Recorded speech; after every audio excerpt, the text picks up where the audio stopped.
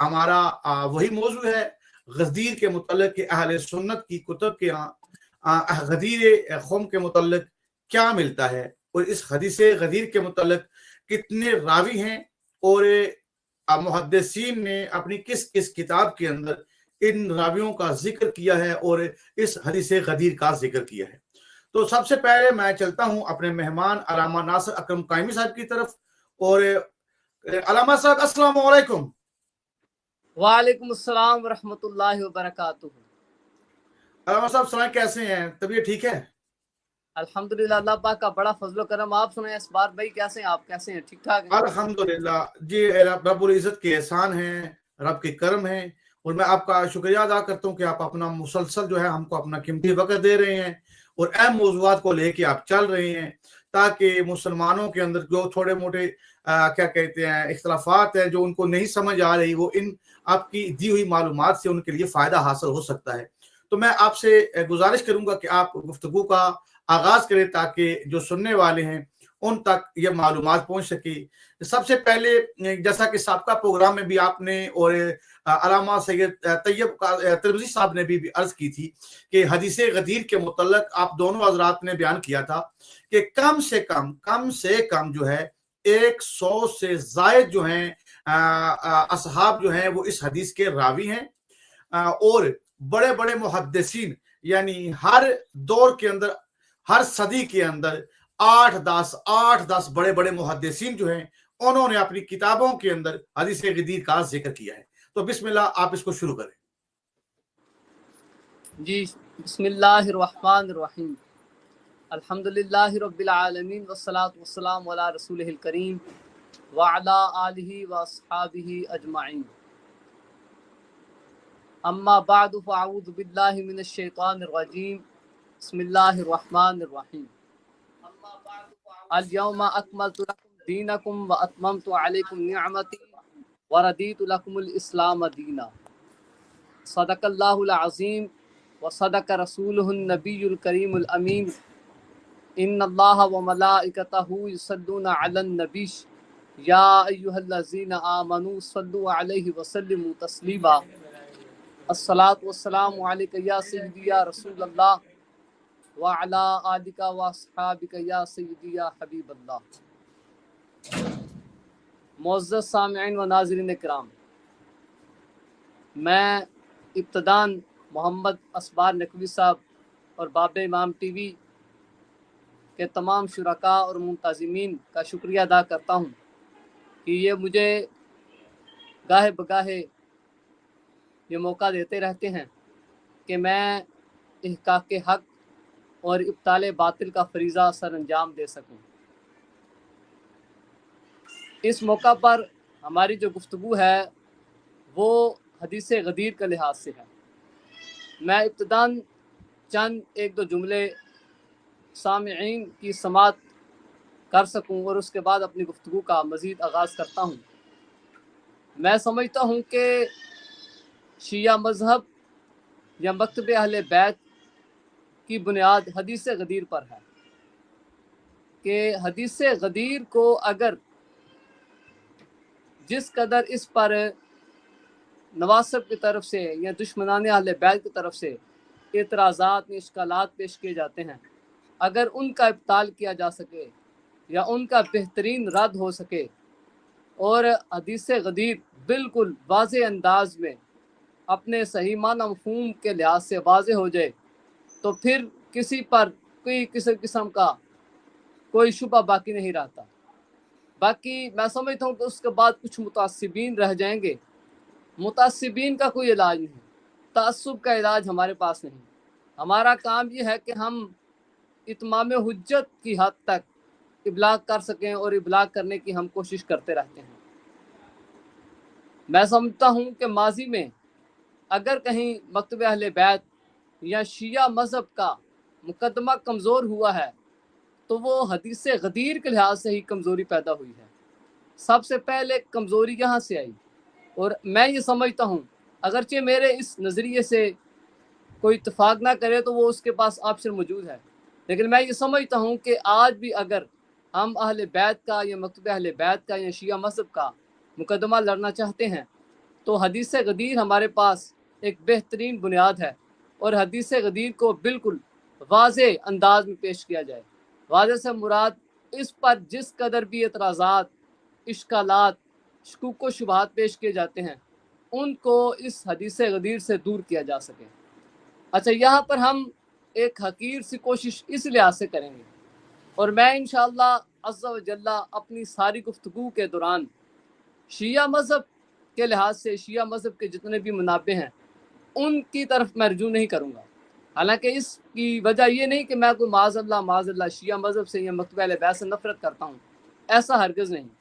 میرے نظریات باقی لوگوں سے بالکل مختلف ہیں شیعہ مذہب یا مکتوب اہل بیت کے لحاظ سے، لیکن میں اس وقت چاہتا ہوں کہ اہل سنت کے جو افراد ہیں ان پر حدیث غدیر کے لحاظ سے اتمام حجت کیا جا سکے۔ حدیث غدیر بڑی بنیادی چیز ہے، اگر ہم انشاءاللہ اس پر جو غبار ہے وہ دور کرنے میں کامیاب ہوئے تو انشاءاللہ باقی مقدمے بڑی آسانی کے ساتھ ہم حل کر پائیں گے، اور ان میں ہم انشاءاللہ فتح یاب ہو جائیں گے۔ میں اس بات کو بھی عرض کروں کہ میں زیادہ تر اہل سنت منابع کا سہارا کیوں لیتا ہوں۔ مجھے کوئی شیعہ مذہب سے یا مکتوب اہل بیت سے یا شیعہ مذہب کے استدلالات سے، دلائل سے نہ ہی نفرت ہے اور نہ ہی میں ناواقف ہوں۔ الحمدللہ اپنی کوشش کی حد تک میں واقفیت بھی رکھتا ہوں اور ان سے نفرت بھی نہیں کرتا، لیکن اہل سنت کے منابع کا سہارا میں اس لیے لیتا ہوں کہ اہل سنت کے جو افراد ہیں ان تک یہ بات مکمل طور پر پہنچ سکے۔ اسبار بھائی، میرا تقریباً 15 سال کا جو تجربہ ہے، میں اہل سنت و جماعت کے اندر آج بھی بے شمار لوگوں کو محبان اہل بیت سمجھتا ہوں اور محبان اہل بیت دیکھتا ہوں، ان کے اندر اہل بیت کی محبت ہے، مگر کچھ ایسی رکاوٹیں، کچھ ایسے اشکالات، کچھ ایسے اعتراضات ان کے ذہنوں میں پھنسے ہیں، وہ اعتراضات، اشکالات ان کو مکتب اہل بیت کی طرف آنے نہیں دیتے۔ وہ اشکالات یا اعتراضات یا سوالات وہ ان کے رہنماؤں نے ہی ان کے ذہنوں میں پیدا کیے ہوئے ہیں۔ وہ جس ایریے میں یا دائرے میں رہتے ہیں وہ انہی کی وجہ سے ان کے اندر پیدا ہوئے ہیں۔ میں کہتا ہوں کہ ہم اہل سنت کے افراد سے بات کریں اور اہل سنت کے افراد سے اہل سنت کے منابع کے مطابق بات کی جائے، تاکہ جب، چونکہ وہ اہل سنت کے ساتھ تو مخلص ہے نا، وہ سمجھتے ہیں کہ یہ برحق مذہب ہے اور اس کے معاملات سارے سچے ہیں، یہ ہے وہ دائیں بائیں جو کچھ وہ کہتے ہیں۔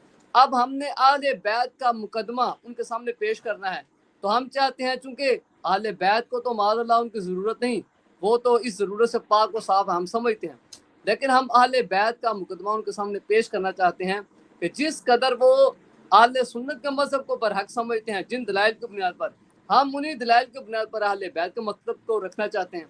پھر فیصلہ ان کے ہاتھ پر ہوگا کہ وہ اس کے بارے میں کیا فیصلہ رکھتے ہیں۔ اب یہ دیکھیں حدیث غدیر کہ جس کے مشہور و معروف الفاظ تو یہ ہیں، من کنت مولا فھذا علی مولا۔ اب یہ جو روایت کے الفاظ ہیں، یہ ہم میں سے کوئی بھی شخص یہ کلیم نہیں کر سکتا کہ میں نے یہ الفاظ کوئی رسول اللہ صلی اللہ علیہ وآلہ وسلم کی زبانی سنے ہیں یا کسی صحابی سے سنے ہیں۔ ایسا تو نہ سنی یہ کلیم کر سکتے ہیں، نہ شیعہ یہ کلیم کرتا ہے۔ اب بات ہے کہ یہ روایت ہے ہم تک پہنچی ہے راویوں کے ذریعے سے، راویوں کی مضبوطی، روایت کی مضبوطی ہمیں ثابت کرے گی۔ راوی جس قدر مضبوط ہوں گے اسی قدر روایت کے الفاظ بھی مضبوط ہوں گے۔ اب یہ دیکھیں اہل سنت تو اس روایت کو بھی قبول کرتے ہیں جس کا ایک راوی ہو، دو راوی ہو، تین راوی ہو، چار راوی ہوں، یعنی حدیث سے مثلا اہل سنت کے ہاں ثلاثیات ایک اصطلاح مشہور ہے، وہ اس کو بڑا مضبوط سمجھتے ہیں، اور اب اس روایت کو قبول کرنے میں وہ سمجھتے ہیں کہ یہ ہماری بڑی کامیابی ہے۔ کیوں کہ اس میں ثلاثیت کیا مطلب، تین راوی ہیں، تین راویوں سے یہ روایت ہم تک پہنچی ہے۔ اس کو بہت اہل سنت اپنے نزدیک بڑی کامیابی سمجھتے ہیں۔ اب دوسری طرف دیکھیں آپ، حدیث غدیر یہ متواتر درجے کی حدیث ہے، یعنی لفظ مولا کے لحاظ سے جو بحث ہے، میں سمجھتا ہوں کہ ہماری اس گفتگو کو اگر عدل و انصاف سے سنا جائے گا تو یہ اعتراض انشاءاللہ خود بخود ختم ہو جائے گا۔ پہلے نمبر میں تو پیدا ہی نہیں ہوگا، اگر پیدا ہو بھی گیا ہم مان لیتے ہیں کہ بالفرض اگر پیدا ہو گیا تو پھر یہ خود بخود ہی رفع ہوگا۔ اب یہ دیکھیں یہ حدیث غدیر اہل سنت کے منابع کے مطابق یہ متواتر درجے کی حدیث ہے، یعنی ایک حدیث حسن ہے، حسن لغیری ہی، یا صحیح ہے، صحیح لغیری ہے، ان سب سے اعلیٰ درجہ حدیث کا حدیث متواتر ہے. اہل سنت کے جی نزدیک قرآن متواتر ہے تو حدیث غدیر جی بھی متواتر ہے، یعنی قرآن کے جی درجے کی یہ حدیث ہے، وہ متواتر صحیح. ہے، اس کا انکار ممکن نہیں، تو حدیث غدیر کا انکار بھی ممکن نہیں. اب دیکھیں حدیث جی غدیر کے جو راویان ہیں وہ کوئی ایک آدھا راوی جی تو ہے نہیں، یا دو تین راوی تو ہے نہیں، یہ صحیح. مختلف کتابوں میں اس کے مختلف عدد ہیں، کم از جی کم اس کا عدد جو ہے وہ 75 ہے. پھر اچھا. کسی نے 98 بھی ذکر کیے ہیں، کسی نے 110 راوی بھی ذکر کیے ہیں. اب اچھا. میں تو یہ سمجھتا ہوں کہ ایک مسلمان کے لیے جب وہ کلمہ گو ہے، رسول اللہ صلی اللہ علیہ وسلم کا کلمہ پڑھتا ہے، ان کے ساتھ محبت کا دم پڑتا ہے، اگر ایک راوی کے ذریعے سے اس پر روایت پہنچ جائے تو اس کا جی تو کام ہے اس کو منوان تسلیم کرے، چاہے جائے کہ ایک بالکل. روایت 110 راویوں سے مروی ہو. اب یہ جو ہمارا کوئی صرف دعویٰ نہیں کہ ہم کہیں جی اتنے راوی ہیں، ہم برکت کے جی لحاظ سے یعنی برکت لیتے ہوئے ان ناموں کی، آپ سمجھ رہے ہیں نا اسبار بھائی، ہم برکت جی لیتے جی ہوئے ان راویوں کے چند نام بھی آپ کے سامنے ذکر کرتے ہیں، تاکہ جی کسی قسم کو یہ نہ رہے کہ یہ بس ایسے ہی منہ اٹھا کر یہاں بھائی فائرنگ کر دیتے ہیں کہ 75 کا عدد ہے، 98 کا عدد ہے، یا 100 کا عدد ہے، یا 110 کا عدد ہے.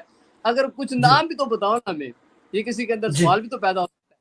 تو سب سے بالکل. پہلے ہم ان راویوں کے نام آپ احباب کے سامنے ذکر کرتے ہیں، اور جی پھر آپ کو جب ہم نام پڑھیں گے تو آپ کو خود معلوم ہوگا کہ یہ نام ہم نے کوئی اپنی جیب سے نہیں بنائے، یہ اتنے نام تو کوئی جی گاڑ بھی نہیں سکتا. اگر کوئی صحیح گھڑنے بات. بیٹھے اگر کوئی فیکٹری لگا بھی لے، اتنے ناموں کی فیکٹری تو لگ ہی نہیں سکتی، وہ کتنے کو نام صحیح بنائے بات گا ہے. اپنے. اچھا یہ پھر نام کوئی ایسے نہیں کہ یہ کوئی ایسی گلی میں پھرنے والا کوئی بندہ ہو اسی کا نام نہیں، یہ راویوں میں وہ لوگ شامل ہیں کہ جو اہل سنت کے اندر جن ناموں کی بڑی حیثیت ہے، وہ سمجھتے ہیں کہ یہ بڑی اٹھاٹی والی حیثیت ہے، وہ اس حدیث کے راوی ہیں. اور اگر میری بالکل. یہ جو گفتگو ہوگی انشاءاللہ 5 مراحل پر مشتمل ہوگی، میں رفتہ رفتہ اچھا. چلوں گا انشاءاللہ. اس کے آخر میں ہم نتیجہ دیکھیں گے، نتیجہ کیا نکلتا ہے اور آپ ذہن کے اندر اشکال کیا پیدا ہوتا ہے. جی اچھا پہلے مرحلے میں ہم راوی کے نام ذکر کرتے ہیں، اس کے بعد پھر جی ہم ٹھیک ہے. تھوڑا سا ہم بریک کریں گے. اب جی دیکھیں بسم اللہ. کہ 110 راویوں کے اندر پہلا نام جی حضرت ابو بکر صدیق بن ابی قحافہ، جی جن کو اہل سنت خلیفہ بلا فصل اور افضل البشر بعد الانبیاء سیدنا ابو بکر صدیق رضی اللہ تعالیٰ عنہ خلیفہ اول جی اہل سنت کو تسلیم کرتے ہیں. اس روایت کے پہلے راوی وہ ہیں. جی دوسرا نام ابو ہریرہ، یہ اہل جی سنت کے اندر بڑا نام ہے ان کا روایت کے لحاظ سے، اور پھر اہل جی سنت کے ہاتھ ان کی شان ہی بڑی ہے، میں اس کی طرف ابھی نہیں جی جاتا. جی ابو لیلہ انصاری، جی ابو زینب بن عوف انصاری، جی ابو فضالہ انصاری، ابو ہم، قدامہ انصاری، ابو عمرہ انصاری، ابو رافع الکبتی، ابو ہم، زویب، اسامہ بن زید، ابی بن کعب، اسد بن زرارہ، اسماء بنت عمیس، ام سلمہ، ام ہانی بنت ابی طالب، انس بن مالک، برا بن عازب، بریدہ بن حسیب، ثابت بن ودیع، جابر بن سمرہ، جابر بن عبداللہ، جبلہ بن عمر، جبیر بن مطعم، جریر بن عبداللہ، ابو ذر، جندع بن عمر، حذیفہ بن اسید، حبیب بن بدیل، حذیفہ بن الجمان، حسان بن ثابت، حسن مجتبہ، امام حسین علیہ السلام، خزیمہ بن ثابت، رفاعہ بن عبد المنذر، زبیر بن عوام، زید بن ارکم، زید بن ثابت، سعد بن ابی وقاص، سعد بن جنادہ، سعد بن مالک، سعید بن سعد، سلمان فارسی، سہل بن سعد، سعد بن حنیف، سلمہ بن عمر، سمرہ بن جندب، طلحہ بن عبید اللہ، عامر بن عمیر، عامر بن لیلہ، ابو طفیل عامر بن واصلہ، عائشہ بنت ابی بکر، عباس بن عبد المطلب، عبد الرحمن بن عبد الرب، عبد الرحمن بن عوف، عبد الرحمن بن یعمر، عبداللہ بن ثابت، عبداللہ بن ربیعہ، عبداللہ بن عباس، عبداللہ بن ابی اوفا، عبداللہ بن مسعود، عثمان بن عفان، عمار بن یاسر، عمر بن ابی سلمہ، عمر بن خطاب، عمر بن الحمک، عمران بن حسین، سیدہ فاطمہ الزہرا، सलाम अल्लाह अलैहा, फातिमा बिनत हमजा, कैस बिन साबित, कैस बिन साद, मालिक बिन अल हुवैरिस, मिकदाद बिन अम्र, नादिया बिन अमर, नोमान बिन अजलान, वाहिब बिन अब्दुल्ला वगैरह रिदवानुल्लाह अलैहिम अजमाइन। अब देखें इनमें कौन सा रावी सती किस्म का है, ये गली मोहल्ले में फिरने वाला कौन सा रावी। इन रावियों में ऐसे ऐसे नाम हैं कि अहले सुन्नत तो पूरा पूरा घंटा घंटा उनकी शानें बयान करते रहते हैं। ऐसे ही अगर शख्सियत की शान एक दो घंटा लगाने से या सेमिनार करने पर बयान होती है तो उसकी रवायत को कबूल क्यों नहीं किया जाता? हमारा तो सवाल ये है। अब बहुत इस अच्छा, पर बहुत अच्छा। मैं इमाम हाफिज अबू हफ्स बगदादी ने शरह मज़ाहिब अहले सुन्नत के अंदर ना इन रावियों का जिक्र किया। उससे कबल ना एक इक्तबास उनका मैं आपको अहबाब के सामने पढ़ देता हूँ। जी बिस्मिल्लाह। अच्छा, उन्होंने ये हदीस जिक्र की, मन कुन्तु मौलाहु फालियुल मौला अल्लाहुम्मा वाली मन वालाहु व आदि मन आदाहु। अब इस पर हुक्म आते हैं, कहते हैं हादा हदीसुन गरीबुन सहीहुन। चाहिए हदीस गरीब भी है सही भी है। यानी अबू हफ्स बगदादी इतने कमाल का आदमी, उन्होंने कह दिया कि ये हदीस सही है, गरीब भी है सही भी है। ये इमाम तिरमिजी का एक इनफराद है कि वो हदीसों पर जब हुक्म लगाते हैं तो दो दो हुक्म लगा देते हैं। यानी बुखारी मुस्लिम में तो हदीसों पर एक ही हुक्म लगता है, कोई हसन का सही का, लेकिन ये साथ गरीब भी मिला देते हैं। यानी मतलब यह है कि एक सनद के लिहाज से ये हदीस गरीब है और एक सनद के लिहाज से ये हदीस सही है। अब ये जो लोग इसको गहराई से जानते हैं वो समझते हैं कि अल्लामा इब्न तैमिया के जितना भी एतराज है ना वो इस बुनियाद पर है कि अगर इस हदीस को गरीब तस्लीम करे तो गरीब तस्लीम करे तो अल्लामा इब्न तैमिया का एतराज दुरुस्त है, लेकिन ये तो हदीस सही भी, ये सिर्फ गरीब नहीं हदीस सही भी। अच्छा, इस पर उन्होंने बड़ी कमाल की बात की। वो फरमाते हैं वक़द रवा हदीसा गदीरिन खुम्मिन अन रसूलुल्लाह सल्लल्लाहु अलैहि वसल्लम नहवु मिअति नफ्सिन। अबू हफ्स बगदादी कहते हैं कि इस हदीस को यानी हदीस गदीर खुम को रसूलुल्लाह से 100 रावियों ने रवायत किया। अच्छा, उन 100 रावियों में क्या है, वफीहिमुल अशरा, फरमाया उनमें से 10 अशरा मुबशरा हैं। यानी अशरा मुबशरा की इस्तिलाह है ना अहले सुन्नत के यहाँ, अशरा मुबशरा से मुराद वो सहाबा है जिनको जन्नतियों ने सर्टिफिकेट रसूलुल्लाह ने जिंदगी में दे दिया, वो अशरा मुबशरा खुद इस रवायत को इस हदीस को रवायत करते हैं।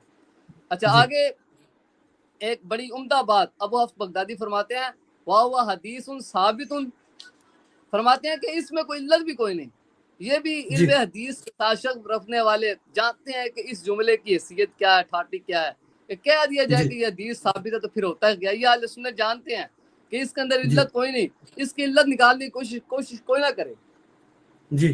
फरमाया ला आरिफु लहु इल्लतन, यानी इसमें इल्लत कोई नहीं।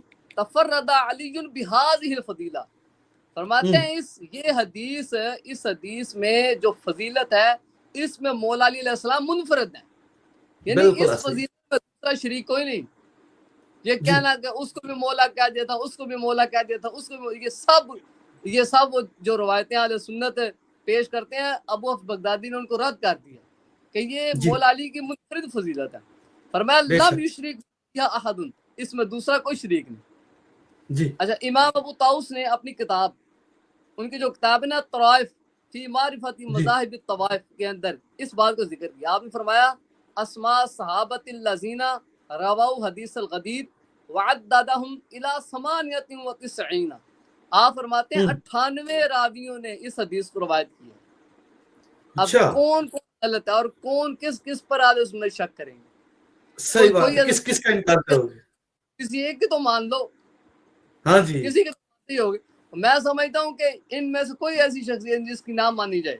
हाँ, अगर नहीं तो करना तो फिर तो माजरा खुदा का भी इनकार हो जाता है। ये कौन सी बात? ऐसे ही सही बात, अदल तो नहीं कहा जाता। बिल्कुल। अच्छा, आप फरमाते हैं कि वो 98 रावियों ने हदीस गदीर को रवायत किया। वमिनहुम मन हन्नाउ बिज़ालिका, और उन 98 में से कुछ ऐसे रावी सहाबा ऐसे रावी भी हैं जिन्होंने मौला अली अलैहिस्सलाम को अपने मौला होने पर मुबारकबादी पेश की है। मुझे बताएं, हमारा दोस्त हो तो दोस्ती पर मुबारकबादी पेश होती है। अगर मौला अली उस वक्त دوستی پر مبارکباد دی تھی تو پھر یہ ماننا پڑے گا پہلے دوستی کوئی نہیں تھی، یعنی مولا علی کے پاس، مولا علی کے ساتھ پہلے ان کی دوستی کوئی نہیں تھی. یہ مبارکبادیں کئیوں نے دی ہیں. ہم چلو باقی صاحب کو سائڈ پر کر کے 1 منٹ کے لیے صرف ابو بکر عمر کی مان لیتے ہیں. تو مجھے بتاؤ نا پھر یہ ثابت کرو کہ پہلے دوستی کون نہیں تھی، پہلے دشمنی چل رہی تھی. پھر رسول اللہ نے حدیث غدیر خم کے مقام پر مولائیت کا اعلان کیا، آپ کے معنی کے مطابق دوستی کا اعلان ہو گیا. پہلے نفرت تھی یا دشمنی چل رہی تھی، پھر ثابت کرے نا کوئی کہ پہلے کوئی دشمنی تھی یا کوئی معاذ اللہ کوئی دشمنی چل رہی تھی. ایسا نہیں. یہ مولا علی علیہ السلام کی ایک ایسی فضیلت ظاہر ہوئی تھی جو کسی کو نہیں حاصل ہوئی. اس فضیلت کے ملنے پر صحابہ نے مبارکبادیاں دی ہیں. مبارکبادیاں چھوٹی فضیلت پر نہیں ملتی، مبارکبادیاں بڑی فضیلت پر ملتی. اچھا، یہ اس کے بعد اگر آپ اس اہل سنت کے منابع کے مطابق جی حدیث ولایت یا مولائیت یا حدیث ولایت اس کا ہم نام رکھ لیتے ہیں. جی اس حدیث ولایت کے لحاظ سے پھر اس کے متن بھی مختلف ہیں. ایک تو متن وہ تھا وہ جو میں نے پچھلی نشست میں ذکر کیا تھا. اگر آپ اجازت دیں میں پڑھوں اس کو. بسم اللہ بسم اللہ پڑھ بسم اللہ. اچھا اس میں یہ حسن پیدا ہوگا کہ چند حدیثوں کے متن ہم جب ذکر کریں گے تو پھر معلوم ہو جائے گا کہ رسول اللہ نے پہلے کیا فرمایا بعد میں کیا فرماتے رہے. جی اچھا، ایک تو مطلب یہ ہے کہ خرجنا مع رسول اللہ صلی اللہ علیہ وسلم. برا بن عازب کہتے ہیں کہ ہم رسول اللہ صلی اللہ علیہ وسلم کے ساتھ نکلے حتی نزلنا غدیر خم، ہم غدیر خم میں اترے تو بعث منادی ینادی، ایک منادی نے ندا دی. فلما اجتمعنا، تو ہم سب جمع ہو گئے. قال الست اولا بکم من انفسکم، تو اس موقع پر رسول اللہ نے فرمایا کہ کیا میں تمہاری جانوں سے زیادہ تمہارے قریب نہیں؟ قلنا بلا، ہاں کیوں نہیں یا رسول اللہ، آپ ہماری جانوں سے ہمیں زیادہ قریب ہیں. پھر فرمایا لست اولا بکم من امہاتکم، کیا میں تمہاری ماؤں کے لحاظ سے تمہارے زیادہ قریب نہیں؟ تو صاحب نے کہا ہاں یا رسول اللہ کیوں نہیں آپ زیادہ قریب ہیں. پھر فرمایا اولا بکم من آبائکم، کیا میں تمہارے ابا و اجداد کے مقابلے میں تمہارے زیادہ قریب نہیں؟ تو صاحب نے کہا ہاں یا رسول اللہ کیوں نہیں آپ زیادہ قریب ہیں. پھر فرمایا کہ الست، کیا میں تمہارا مالک نہیں؟ میں تمہارا مالک نہیں، کیا تمہارا میں مالک نہیں؟ قلنا بلا یا رسول اللہ، صاحب نے کہا یا رسول اللہ آپ ہمارے مالک ہیں. اس موقع پر جو الفاظ ارشاد فرمایا فمن کنت مولاہ، جس کا میں مولا ہوں، فإن علی بعدی، میرے بعد علی بھی اسی کا مولا ہے. اور فرمایا اللہ موالی من والاہ وعادی من عادہ. اس کے بعد فقال عمر بن الخطاب ہنیئا لک، عمر بن خطاب نے مولا علی کو مبارکبادی دی اور فرمایا کہ عمر بن خطاب نے یا ابن ابی طالب اصبحت اليوم ولی کل مؤمن، آپ کو مبارک ہو، آج کے بعد آپ ہر مومن کے ولی ہیں. اب اس کے بعد آپ اس متن کے اگلے الفاظ دیکھیے. جی بسم اللہ.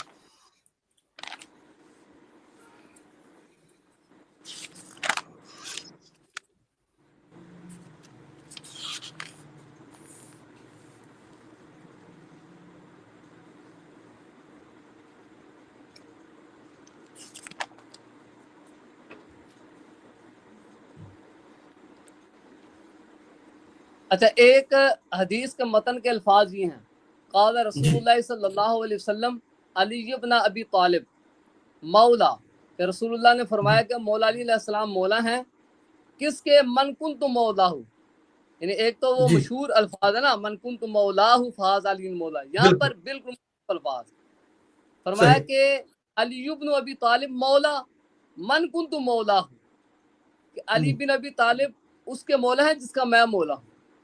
اور پھر اللہ نے فرمایا کہ من کنت مولاہ فعلی مولا اللہ موالی من والاہ وعادی من عاداہ. اچھا، اس کے بعد ایک اور متن بڑا دلچسپ ہے کہ اس متن میں ہے کہ یہ ابو ہریرہ سے مروی ہے. قال، وہ کہتے ہیں من قام یوم ثمانیۃ عشر من ذی الحجہ، ہم نے ذوالحج کی 18 تاریخ کو روزہ رکھا تھا. کاتب اللہ لہ صیام 60 شہرا، کہ جو بندہ ذی الحج کی 18 تاریخ کو روزہ رکھے تو اللہ تعالیٰ اس کو 60 مہینوں کا روزہ کا ثواب عطا فرماتا ہے. اچھا، وہ جو 18 ذی الحج تھا وہ یوم غدیر خم، وہ غدیر خم کا روز تھا. اب آپ تاریخ ادھر اندازہ لگائیں کہا جاتا نا ٹھیک کہ ہے یہ 18 عثمان غنی کی شہادت کا دن ہے. اب یہ بھی جی حدیث جی والے سنت کے منابع کی ہے, اس میں یہ مسئلہ بھی ہمارا حل ہو جاتا ہے. حل ہو جائے گا جی اور یہ ابن ابی شیبہ کی مصنف میں بھی موجود ہے, اور احمد بن حنبل نے اپنے مسند میں بھی اس کو ذکر کیا ہے. امام احمد بن حنبل کی المسند یا السنت میں بڑی معتبر کتاب ہے. اب وہ جو جی علم سے واقف نہیں, اگر وہ اس کی اہمیت سے واقف نہیں تو اس میں ہمارا کیا قصور ہے. اچھا وہ صحیح بات فرماتے ہیں کہ لما اخذ رسول اللہ صلی اللہ علیہ وسلم بید علی بن ابی طالب, کہ رسول اللہ صلی اللہ علیہ وسلم نے علی بن ابی طالب علیہ السلام کا ہاتھ پکڑا.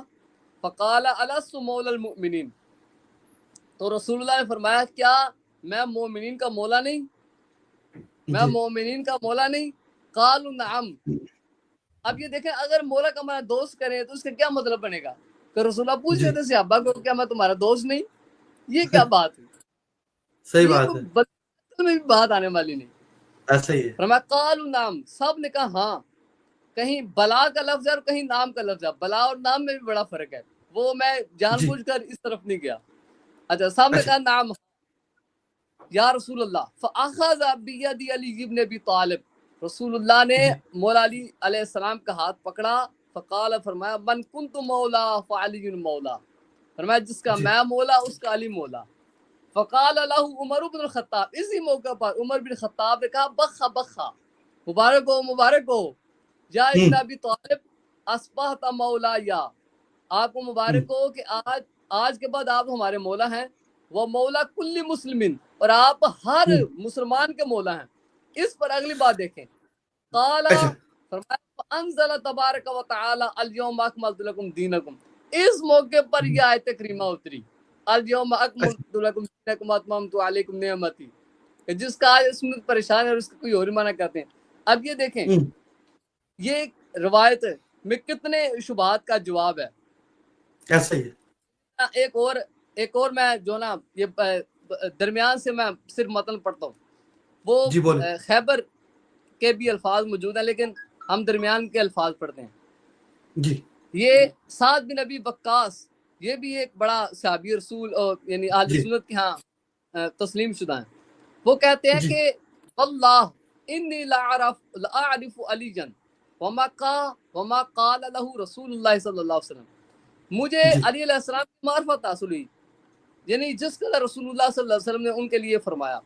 فرماتے ہیں اشہد, جی میں گواہی دیتا ہوں, انہ لقال علی علی یوم غدیر خم, کہ رسول اللہ نے جی علی علیہ السلام کے لحاظ سے غدیر خم کے روز فرمایا تھا. ونحن قعود معہ, اور ہم ان کے ساتھ ہی بیٹھے تھے. فاخذ بضبعہ, تو رسول اللہ صلی اللہ علیہ وسلم نے مولا علی کے پہلو کو پکڑا. ثم قام به, پھر رسول اللہ مولا علی علیہ السلام کو لے کر کھڑے ہوئے. ثم قال, پھر فرمایا ایھا الناس من مولاکم, نبی علیہ السلام نے لوگوں سے کہا یعنی تمہارا مولا کون ہے, کون تمہارا مولا کون ہے. ہے جی قالوا, تو سبھی نے کہا اللہ و رسولہ, ہمارا مولا اللہ ہے اور اللہ کا رسول ہے. یہ بات آپ توجہ فرما رہے ہیں نا, جی تمہارا مولا کون, تو سب نے کہا اللہ اور رسول. قال, سرکار نے جی فرمایا من کنت مولا فعلی مولا, جس کا میں واہ بے مولا ہوں اس شک کا علی بھی مولا ہے. بے شک بے شک اور کیا پھر کہنا سارا ہے یہ بات ہے اللہم عادی من عاداہ و والی من والاہ. جی اس کے بعد نبی علیہ الصلوۃ والسلام, اس روایت کے الفاظ ہیں کہ سرکار صلی اللہ علیہ وسلم غزوہ تبوک کی طرف گئے. ثم قال جی فی غزوۃ, نبی علیہ الصلوۃ جی والسلام نے غزوہ تبوک کی طرف جانے کے لیے تیاری کی. ارادہ ان جی یخلفہ رسول اللہ صلی اللہ علیہ وسلم, تو نبی علیہ الصلوۃ والسلام نے ارادہ کیا کہ میں اپنا کوئی خلیفہ چھوڑ کے جاؤں, یعنی جی مولا علی علیہ السلام کو اپنا خلیفہ بنا کر جاؤں. اچھا مولا علی علیہ السلام کیا فرماتے ہیں, آپ فرماتے ہیں اتخلفنی فی النساء والذراری, یا رسول اللہ آپ عورتوں اور بچوں کے درمیان مجھے اپنا خلیفہ چھوڑ کر جائیں گے. یعنی نبی علیہ السلام کیا فرما رہے ہیں, مولا علی علیہ السلام کیا فرما رہے ہیں. اب سرکار نے کیا فرمایا, فقال رسول اللہ اما ترضى, رسول اللہ فرمایا کیا تو راضی نہیں, ان تکون منی بمنزلت ہارون من موسیٰ, جی اے علی آپ راضی نہیں کہ آپ میرے نزدیک وہی ہیں جو ہارون علیہ السلام کے نزدیک تھے. اور پھر بے فرمایا شک انہو لا نبوت بعدی, ہاں یہ بات ذہن میں رکھو کہ میرے بعد نبوت کوئی نہیں. کہیں تو نبی بے جا شک کے لفظ ہیں کہ انہو لا نبی بعدی, میرے بعد نبی کو نہیں, لیکن اس روایت میں لفظ ہے لا نبوت بعدی, کہ میرے بعد نبوت کوئی نہیں. لیکن میرا تمہارا منزلت اور تعلق وہی ہے جو ہارون کی موسیٰ علیہ السلام کے ساتھ تھی. یعنی اس میں بھی ہمارے آقا و مولا صلی اللہ علیہ وسلم نے مولا علی علیہ السلام کی مولائیت کو واضح کر دیا. بے شک. اب میں اگر تیسرے مرحلے کی طرف بڑھوں. جی. تیسرے مرحلے میں مبارکبادیاں دی گئیں جی مولا علی علیہ السلام کو مولا بننے کے بعد. صحیح. کو مبارک دینے والا کون سا فرد تھا؟ پلیز اس کا نام بتا دیں. ہاں جی، ابو بکر اور عمر. جی. ان کے الفاظ میں پڑھتا ہوں پہلے. ابو بکر عمر، ایک روایت میں کہ ان دونوں نے روایت مبارک دی. ان دونوں نے کہا کہ ام سیدہ یا ابن ابی طالب مولا کل مؤمن و مؤمنۃ. ابو بکر نے کہا کہ آپ ابن ابی طالب، آپ کو مبارک ہو، آپ ہر مومن مرد اور مومن عورت کے مولا بن گئے. مولا بن گئے. اور آگے یہ دیکھیں، یہ جی سیدنا عمر رضی اللہ تعالیٰ عنہ اہل سنت کے مطابق تو یہ لفظ بولا جائے گا نا. آپ میری بات سمجھ رہے ہیں نا، ان کی لحاظ سے آپ وہی لفظ بولتے ہیں. ہمیں کون سی پریشانی ہے سیدنا میں رضی اللہ عنہ میں؟ اگر کوئی ہوگا تو ہم ضرور بولیں گے، لیکن اہل سنت پر ہم اتمام حجت کرنا چاہتے ہیں. یہ کوئی نہ کہے کہ ہم شاید کوئی صحابہ کے گستاخ ہیں. یہ دیکھیں، سیدنا عمر رضی اللہ تعالیٰ عنہ مولا علی سے ملاقات کر کے کہا بخا بخا یا علی ابن ابی طالب اصبحت مولا یا کل مومن. مبارک ہوا ابن ابی طالب، آپ آج کے بعد ہر مومن کے مولا ہیں. فرمایا وَمَن لَّمْ يَكُن مَوْلَاهُ، جو اے ابن ابی طالب جو آپ کو مولا نہیں مانتا فَلَيْسَ بِمُؤْمِنٍ، وہ مومن ہی نہیں ہو سکتا. واہ، زبردست ہو گیا. اچھا ناصر آغا، یہ بتائیں کہ یقیناً آپ نے بھی دیکھا ہوگا ابھی اس وقت ایک ویڈیو جو ہے وہ انٹرنیٹ پر بڑی گھوم رہی ہے کہ جس میں کچھ لوگوں نے جو ہے غدیر والدین حضرت عثمان کی شہادت کے سلسلے میں وہ سبیلیں لگائی ہوئی ہیں. یقیناً وہ آپ کی نظر سے گزری ہوگی یہ بات، یہ ویڈیو جو ہے، اور سمجھ میں نہیں آتا. آپ نے بھی ابھی جو ہے وہ روایت پڑھ کے بتائی ہے کہ حضرت عثمان کا جو وفات ہے وہ تو 12 جو ہے ذی الحج کو بنتی ہے، 18 کو نہیں بنتی. جی. اچھا، کچھ اور روایات بھی ہیں. کچھ لوگوں نے جو حضرت عثمان کی جو ہے وہ محرم میں بھی ایک روایت کو وہ نکال کے لے کے آتے ہیں.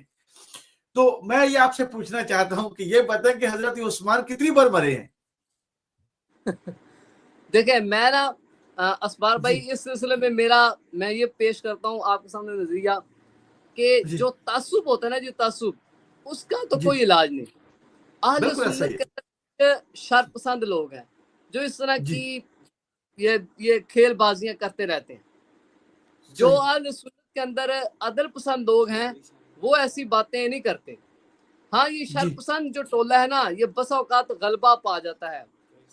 جو شریف لوگ ہوتے ہیں یا عدل پرست یا عدل کو پسند کرنے والے لوگ ہوتے ہیں، ان کو قبول کرتے ہیں. یہ شر پسندوں کا ٹولہ ہے اہل سنت کے ہاں جو اس طرح کی باتیں کرتا ہے. ورنہ جو عدل پسند لوگ ہیں وہ اس بات کو سمجھتے ہیں کہ، بلکہ کچھ لوگ تو یہ بھی کہہ دیں گے کہ اگر حضرت عثمان کی شہادت مناؤ وہ بھی ٹھیک ہے، مولا علی علیہ السلام کی مولائیت کا اعلان کا جشن مناؤ تو وہ بھی ٹھیک ہے. لیکن اگر عدل و انصاف کے ساتھ تحقیق کا طالب علم بندہ بن جائے تو پھر یہ بات بالکل واضح ہو جاتی ہے کہ 12 ذی الحج کو عثمان غنی کی شہادت ہے اور مولا علی کا اعلان ہے 18 ذی الحج کو. میں نے وہ آپ کو بیان کی نا کہ یہ جو شر پسند لوگ ہیں جن کا کام ہی شر پھیلانا ہے، ان کا علاج کوئی نہیں. وہ شر پسند لوگ ہیں، وہ شر پھیلاتے ہیں بس پاکستان میں. نہیں، آپ عام سادہ عوام کو بچانے کے لیے آپ جیسے علماء یا اہل سنت کے اکابرین جو ہیں ان کو کون سا قدم اٹھانا چاہیے کہ جس کی بنیاد پر اس طرح کے شر پسند جو لوگ ہیں ان سے لوگوں کو بچایا جائے؟ جیسا کہ آپ عینی گواہ ہیں، ابھی اس وقت جو مسلمان جو ہیں وہ سارے اس بات کے عینی گواہ بن چکے ہیں کہ یہ جس شخص نے بھی وہ سبیل لگائی ہوئی ہے 18 ذی الحج کو اور اوپر بینر لگایا ہوا ہے کہ یہ دن حضرت عثمان کی شہادت کا دن ہے، تو کیا اکابرین میں اہل سنت کے ہاں اس چیز کا کوئی توڑ ہے؟ اس کو روکا جا سکتا ہے کہ اس طرح کے جو خرافات ہیں جو پھیلائی جا رہے ہیں اہل بیت علیہ السلام کی دشمنی میں، ان کو روکا جا سکے؟ جی میرے نزدیک نا جی اس کا راستہ ہے علم کا راستہ، دلیل کا جی راستہ۔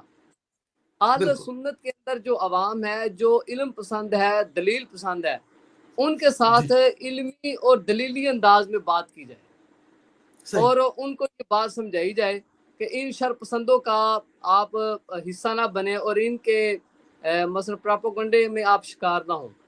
باقی آپ کو جی پتہ ہے کہ ہاتھ کے ساتھ روکنے کی طاقت تو حکومت کے پاس ہی ہوتی ہے، وہ اقدامات جی کرے تو وہ ان کو روک سکتی ہے۔ اور ہمارے پاس جو نہیں، علماء میری کرام بات ہیں، کو آپ نہیں سمجھے۔ دیکھیں علامہ صاحب، میرا اصل بات کرنے کا مقصد یہ تھا کہ یقیناً جو صاحبان عقل اور صاحبان علم ہیں، آخر یقیناً انہوں نے تحقیق تو کی ہوگی نا کہ یار جب ایک شخص کی تاریخ کی وفات کی تاریخ میں اختلاف آ رہا ہے، کسی میں ملتا ہے 12 ذی الحج، کسی میں 18 ذی الحج، کسی میں محرم، کسی میں سفر، کسی میں ربیع الاول، مثال دے رہا ہوں۔ تو جب اتنی روایات ہیں تو اہل عقل اور اہل علم حضرات نے بیٹھ کے اس کی تحقیق تو کی ہوگی اہل سنت کے ہاں کہ حقیقت میں حضرت عثمان کی وفات کا دن ہے کون سا۔ تو جب وہ جان چکے ہیں اور اہل سنت کے اکابرین، تو کیا ان کا اس بات پر اتفاق ہے جو اہل سنت کے اکابرین ہیں، یا اہل سنت کے اکابرین کے اندر ہی اختلاف ہے، ان کے اندر ہی جو ہے اس مسئلے کو کوئی حل نہیں، اس وجہ سے یہ لوگ ہیں، عام عوام ہیں، وہ یک جگہ نہیں ہو رہی۔ میرے سوال کو سمجھ چکے ہیں آپ علامہ صاحب؟ آپ کی بات کو سمجھ چکا ہوں میں نا، کچھ جواب دینے میں کچھ جو ہے نا وہ جی کچھ جھجک سی محسوس کر رہا ہوں۔ اصل میں نا دیکھیں، اہل سنت کے جی اندر جو علماء کرام یا اکابرین کی جو نشست ہے نا، علماء جی کی جو لسٹ ہے، اس کے اندر جی ناسبیت بہت زیادہ آ گئی ہے۔ اچھا، یعنی آپ کے اب کہنے کا مقصد یہ ہے کہ علماء کے اندر ہی، اکابرین کے اندر ہی نسبیت آئی ہوئی ہے، عام ہاں جی، عوام ہاں کو جی، چھوڑ دیں۔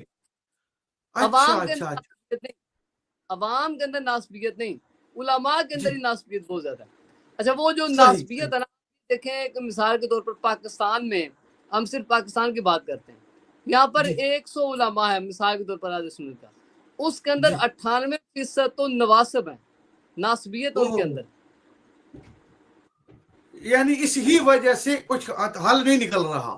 ہاں جی، ہاں جی، ہاں ایک جی، عالم یا ایک اکابر ایک بات کرتا ہے، دوسرا اسی کے خلاف آ جاتا ہے، تو اس ہاں جی، طرح ہاں جی، یعنی کہ یہ مسئلے کا حل تو ناممکن ہو گیا پھر آپ کے ہاں، اہل ہاں سنت جی، کے ہاں پھر تو بہت مشکل ہو گیا ہے۔ جی جی، اس لیے ہمارے پاس نا، ہمارے نزدیک اس کا جی بہترین حل یہ ہے کہ ہم پیار سے، محبت سے، مواعظ حسنہ کے ساتھ، حکمت کے ساتھ، دلیل کے ساتھ عوام کو سمجھائیں۔ جی عوام بات سمجھتی ہے، عوام بات سنتی ہے، عوام کو اس پراپوگنڈے سے ہٹایا جائے دور۔ صحیح بات صحیح آپ صحیح، میری جی جی میں سمجھ گیا ہوں آپ کی بات۔ آپ کا کہنا اس مقصد یہ ہے کہ اہل اگر سنت، علماء کی طرف جائیں گے تو علماء خود وہ ناسبیت ان کے اندر آ چکی ہے، وہ کبھی بھی حق بات نہیں کریں گے، لیکن جی ہم جی نے ابر متوجہ کرنا ہے تو صاحبان عقل اور صاحبان علم کو متوجہ کر سکتے ہیں دلیل اور برہان کی بنیاد پر، تب جی جا جی کے جی عوام جو ہے اس چیز کو تسلیم کرے گی، ورنہ اگر دلیل اور برہان اور صاحبان عقل کو متوجہ نہ کیا تو پھر جو جی ناسبیت میں ہے نا اکابرین کے اندر، پھر وہ وہی رائے رہے گی۔ آپ یہ کہہ رہے ہیں جی نا؟ جی، ایسی بات، جی ایسی بات۔ میرا جی اپنا جی فوکس عوام کے ساتھ ہے، میں عوام سے بات صحیح کرتا ہوں۔ عوام صحیح کے اندر عدل و انصاف بھی ہے، حق بات کو قبول کرنے کا جذبہ بھی موجود ہے۔ علماء صحیح جو ہے نا، علماء ہاں، جو جن کے اندر ناسبیت بہت زیادہ ہے، ان کے ساتھ کیا بات ہو سکتی ہے؟ وہ دلائل ہونے کے صحیح کہہ باوجود، رہے میں آپ کو اندر کی بات بتاؤں کہ جو محققین ہیں نا، محققین، ان جی کے نزدیک یہ بات واضح ہے کہ عثمان غنی کی شہادت 18 ذی الحج نہیں بنتی، بالکل ایسا ہی ہے، لیکن میں نے خود وہ محققین بہت کی یہ بڑی بات تعداد سنی ہوئی ہے۔ جی جی ہے، وہ بہت بڑی تعداد۔ اچھا، کچھ علماء جو ہے نا، وہ کچھ علماء یہ بات سمجھتے ہیں کہ 18 ذی الحج کو نہیں بنتی، لیکن اس کے باوجود یہ شر پسندوں کے خلاف وہ ایکشن بڑا کیوں نہیں لیتے؟ وہ کہتے ہیں جی ٹھیک ہے، اس میں ہمارا کیا جاتا ہے، اس سے شیعت کو نقصان ہوتا ہے نا۔ جی، یعنی کہ وہ لہٰذا جانتے ہوئے وہ صرف شریعت کے نقصان میں، اس کی ضد میں، تضاد میں وہ یہ جی کروانے جی کے لیے خواہش رضامند ہیں۔ جی جی دیکھیں جی، اب حالت وہ دیکھ لیں، یعنی کہ شیعت کے مقابلے میں یہ لوگ کتنے تعصب کی وجہ سے یہ کتنے گر چکے ہیں کہ یہ پھر بھی اپنی عوام کو اس غلطی سے نہیں روک رہے، کہہ رہے ہیں غلط چیز کو بھی ٹھیک ہے۔ جی جی، میں نا وہ شاید آپ نے یہ بات میں غور کیا ہوگا، میں شروع میں نا یہ بار بار اس لیے بات کرتا ہوں کہ میں اس بارڈر پر کھڑے ہو کر بات کرنا چاہتا ہوں اہل سنت سے، اہل سنت جی کے منابع کو سامنے رکھ کر بات اس لیے کرنا چاہتا ہوں کہ اہل سنت کے جو علماء ہیں ان کے اندر ناسبیت بہت زیادہ ہے. تو عوام جی سے بات کی جائے اہل سنت کے منابع کے مطابق تو پھر ہم صحیح صحیح رفتہ رفتہ اپنا مقدمے میں کامیاب ہو جائیں گے. یہ آپ نے شاید ماشاء وہ میری ویڈیو دیکھی, اس میں یہ شیعہ مذہب کے لحاظ سے نا بہت ساری غلط فہمیاں پھیل گئی ہیں اور بہت سارے عجیب و غریب قسم کے پراپاگنڈے پھیل گئے ہیں جن کا حقیقت کے ساتھ تعلق نہیں, میں نہیں وہ ہوتا. انشاءاللہ نیکسٹ پروگرام کے اندر نا میں وہ پورا پروگرام کروں گا آپ کے ساتھ کہ وہ کیا ہاں کیا جی, چیز پھیلائی جا رہی ہے شیعہ مذہب کے خلاف, اور جو عام سادہ لوگ عوام ہیں ان غریبوں کو پتہ نہیں ہے اور ان کے برین واش کیے جا رہے ہیں, ان کو جی جی جی شیعوں کے خلاف جو ہے اکسایا جا رہا ہے. میں انشاءاللہ اس جی پر جی پروگرام کروں گا آپ کے ساتھ, پورا پروگرام ہوگا جی انشاءاللہ. جی جی جی انشاءاللہ بولے, انشاءاللہ جی بات کریں, انشاءاللہ. بسم اللہ. جی میں نا اب آپ کے سامنے اس بات کو رکھتا ہوں کہ مولا علی علیہ السلام کی ولایت کی گواہی کس نے دی, وہ کتنے جی افراد تھے, ان کی مختلف روایات میں نا یعنی وہ جی کتنے افراد آتے ہیں, ان سب کا ذکر کر دیتے ہیں. صحیح.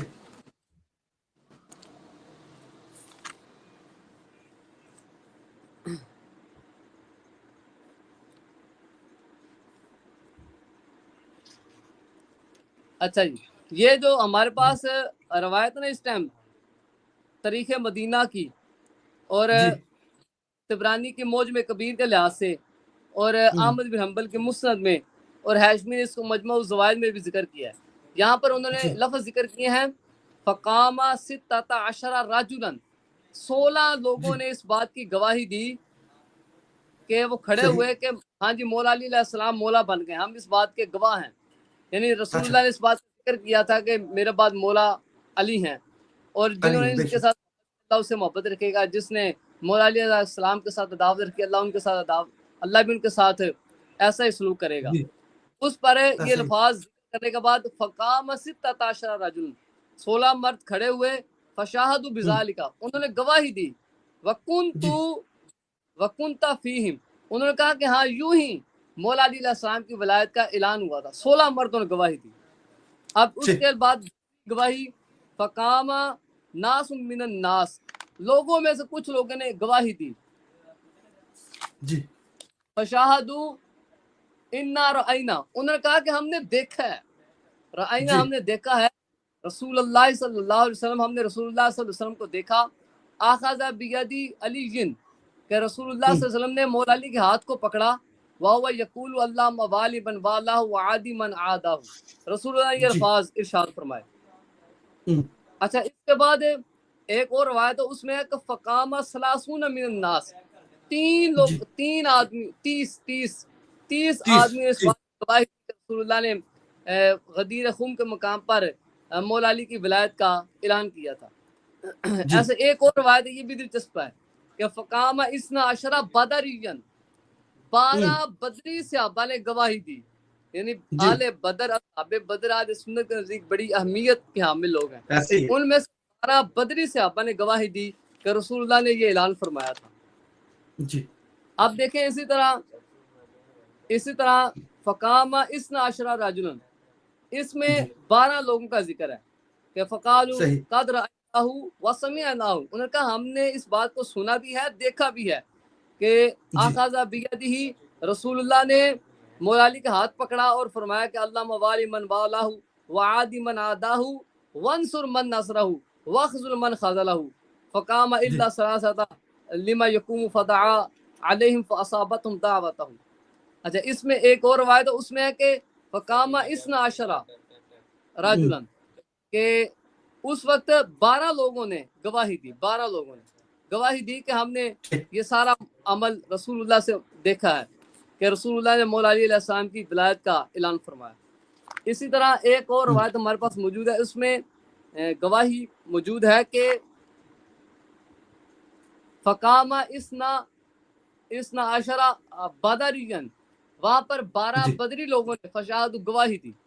اب یہ دیکھیں, یہ اچھا چند روایات میں نے آپ احباب کے سامنے پڑھی, یعنی راویوں کے ایسے لحاظ سے, کے لحاظ سے, مبارکبادیوں کے لحاظ سے. چوتھے مرحلے میں ہم نے ذکر کیا کہ ایک روایت میں ہے کہ 30 لوگوں نے گواہی دی جی کہ سرکار نے یہ فرمایا, ایسا دیکھا ہم نے. کہیں ہے کہ جی اصحاب بدر تو اہل سنت کے نزدیک ویسے بڑے معتبر ہیں, یہ ممبر سے ہمارے عوام اہل سنت سنتے رہتے ہیں صحابہ بدر کا مقام و مرتبہ. 12 بدری صحابہ نے گواہی دی کہ مولا علی علیہ السلام کی ولایت کا اعلان ہوا. اب اس کے بعد آخری مرحلے 5ویں مرحلے میں ایک بڑی دلچسپ بات کرتا ہوں اہل سنت سے کہ مولا علی علیہ السلام کی ولایت کے لحاظ سے ایک روایت ہمارے پاس ایسی بھی موجود ہے کہ جس کی سند میں یہ اہل بیت آتے ہیں. اچھا. امام موسیٰ کاظم علیہ السلام وہ امام جعفر صادق سے روایت کرتے ہیں. امام جعفر صادق امام باقر علیہ السلام سے روایت کرتے ہیں. امام باقر علیہ السلام امام زین العابدین علیہ السلام سے روایت کرتے ہیں.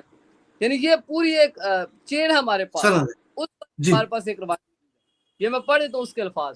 حدثنی علی بن موسیٰ الرضا عن ابیہ عن جدہ جعفر عن ابیہ عن جدہ علی بن الحسین حسین ابن علی. یعنی امام موسیٰ کاظم علیہ السلام نے امام جعفر صادق سے, امام جعفر صادق علیہ السلام نے امام باقر علیہ السلام سے, اور امام باقر علیہ السلام نے امام زین العابدین السلام سے. اچھا, یہ جو علی بن حسین بن علی ہیں انہوں نے اپنی ماں اپنی والدہ مائدہ فاطمہ سے یہ روایت بیان کی. قالت وہ کہتی ہیں قال رسول اللہ صلی اللہ علیہ وسلم علی کہ رسول اللہ صلی اللہ علیہ وسلم نے مولا علی علیہ السلام سے فرمایا تھا من کنتو ولیجہ فعلی ولیجہ, جس کا میں ولی ہوں اس کا علی ولی. بے شک بے شک. اسی طرح ایک پاس روایت ہے وہ عبداللہ بن عباس سے مروی ہے. میں یہ کہتا ہوں کہ یہ دیکھیں اگر عدل و انصاف موجود ہو, اگر ماننے کی تھوڑی سی رتی موجود ہو, بندہ کسی روایت کو تو قبول کر لینا. اب اتنے شواہد اتنے دلائل ہونے کے باوجود حد درمی تو کسی بات کا علاج نہیں ہوتا. حد درمی یا نہ ماننا تو کوئی کسی شے کا علاج نہیں. یعنی اگر کسی راوی کے لحاظ سے کوئی پریشانی ہے کہ یہ راوی مجھے منظور ہے یا منظور نہیں, یہ منظور نہیں, چلو یہ جو نام میں نے اب اس روایت میں ذکر کی ہے, اگر اہل سنت ان کو وہ اتھارٹی وہ حیثیت نہیں دیتے جو اتھارٹی یا مذہب میں یا مکتبہ اہل بیت میں دی جاتی ہے, ان کو کم از کم یہ تو مانتے نہیں اہل بیت کا افراد ہے. تو اہل بیت مروی یہ روایت ہمارے پاس موجود ہے کہ جس میں مولا علی علیہ السلام کی ولایت کا ذکر موجود ہے. من کنت ولیجہ فعلی ولیجہ, جس کا میں ولی اس کا علی ولی. اب میں سمجھتا ہوں کہ اب اس میں کسی قسم کا شاید کوئی شبہ کوئی اشکال رہ نہیں جاتا. اگر کوئی ممکن ہے کوئی رہ گیا ہو, اگر کوئی رہے گا تو وہ اس کے سوال پر ہم پیش کریں گے. ہماری گفتگو کمپلیٹ ہوگی. جزاک اللہ. ویسے بھی ہمارا ٹائم بھی پورا ہو گیا ہے اور تقریباً 1 منٹ ہمارے پاس ٹوٹل باقی بچا ہے. تو اس ہی میں ہم سب سے پہلے جو ہے اپنے ناظرین جو سننے والے ہیں ان تمام کا شکریہ ادا کرتے ہیں کہ وہ اپنا قیمتی وقت ہم کو دے رہے ہیں. اور اس کے ساتھ ساتھ میں علامہ ناصر اکرم قائمی صاحب کا بھی شکریہ ادا کرتا ہوں کہ انہوں نے جو ہے ہم کو اپنا وہ قیمتی وقت دے رہے ہیں. میں بہت بہت مشکور ہوں. اور باب امام ٹی وی کا جو پوری ٹیم ہے میں ان تمام کا شکریہ ادا کرتا ہوں کہ جو ہمارے ساتھ مل کے اس معلومات کو اور تعلیمات اہل بیت علیہ السلام کو لوگوں تک پہنچا رہے ہیں. میں دل کی اتھاہ گہرائیوں سے ان کا شکریہ ادا کرتا ہوں. اور جاتے جاتے میں ایک بار پھر علامہ ناصر اکرم قائمی صاحب کا شکریہ ادا کرتا ہوں کہ وہ اپنا قیمتی وقت جو ہم کو دیتے ہیں اور اپنی اہل سنت کی کتب سے اور اہل سنت کے مکتبہ فکر سے اور ان کے اکابرین اور محدثین کی لکھی ہوئی کتابوں سے جو معلومات وہ پیش کر رہے ہیں, اس کا بھی میں شکریہ ادا کرتا ہوں. دعاؤں میں یاد رکھیے گا. السلام علیکم. تحفہ یا علی علیہ السلام مدد.